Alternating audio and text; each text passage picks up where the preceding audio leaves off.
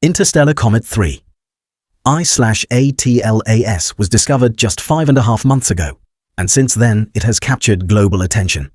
It's only the third confirmed interstellar object ever observed passing through our solar system, even though scientists estimate that thousands like it pass by unnoticed.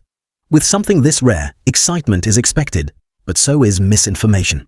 Recently, several studies revealed that 3 I/ATLAS is experiencing what's called non-gravitational acceleration. To some people, that phrase immediately sounds suspicious. If it's not gravity, then what is pushing it? Engines? Technology? A hidden spacecraft? Let's clear that up. Despite some dramatic claims online, including theories that the comet used its close pass by the Sun in October, when it was invisible to us, to secretly maneuver or threaten Earth, none of that happened. Now the spotlight is on this so-called non-gravitational acceleration, which sounds like science fiction, but is actually completely normal comet behavior. So, what does non-gravitational acceleration really mean? Quite simply, it means the comet is being pushed by something other than gravity from the Sun or planets. And no, it's not rockets, it's outgassing.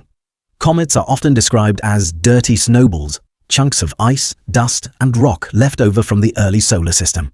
As a comet approaches the Sun, heat causes its frozen ices, like water and carbon dioxide, to sublimate, turning directly from solid into gas. This process isn't smooth or even. Instead, gas escapes in powerful jets, blasting material into space and forming the glowing coma and tail we see in telescope images.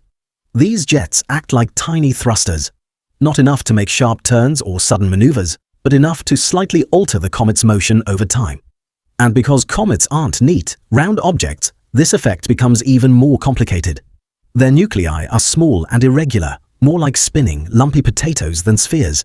Even famous Halley's Comet, with a coma stretching over 100,000 kilometers, has a nucleus only about 15 kilometers long.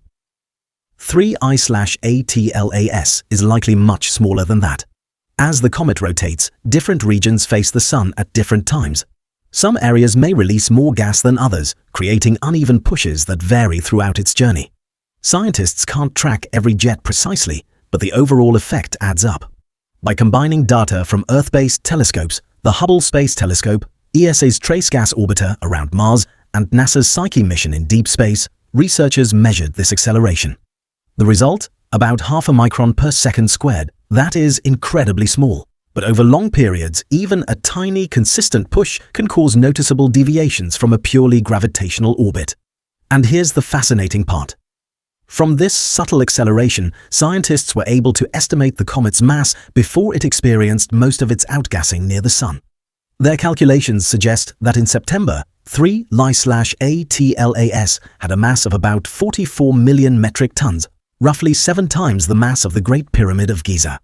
That estimate also implies the comet's nucleus may be smaller than previously thought, around 375 meters wide, or just over 1,200 feet. So while non-gravitational acceleration may sound mysterious, it's actually a powerful scientific tool, one that helps us understand the size, structure, and behavior of objects that originated beyond our solar system. No alien engines, no secret maneuvers, just physics, ice, sunlight, and a rare visitor from another star system reminding us how dynamic and fascinating the universe really is.